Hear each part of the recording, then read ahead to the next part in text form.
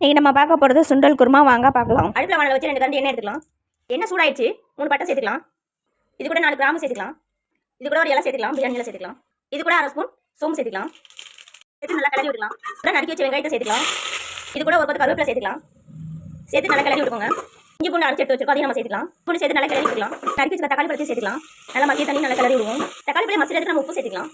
பாருங்க, இந்த அளவு மசிஞ்சு வந்ததுக்கப்புறம் 1/2 ஸ்பூன் குழம்பு மிளகாத்தூள் சேர்த்துக்கலாம். இது கூட 1/4 ஸ்பூன் மஞ்சள் தூள் சேர்த்துக்கலாம். சேர்த்து நல்லா கிளறி விட்டுக்கோங்க. இது கூட 1/2 ஸ்பூன் கரம் மசாலா சேர்த்துக்கலாம். இது சேர்த்து நல்லா கிளறி விட்டுக்கோங்க. பச்சை வாசனை போகுதுன்னு நல்லா கிளறி விடலாம். கழுவி எடுத்து வச்சுக்க சுண்டலை சேர்த்துக்கலாம். சேர்த்து நல்லா கிளறி விட்டுக்கலாம். கூட ஒரு டம்ளர் தண்ணி சேர்த்துக்கலாம். தண்ணி சேர்த்து நல்லா கிளறி விட்டுக்கலாம். எடுத்து போட்டு மூடி 1/4 மணி நேரம் வேக வச்சு நம்ம எடுத்துக்கலாம். சுண்டல் நல்லா வெந்து வந்துருச்சு.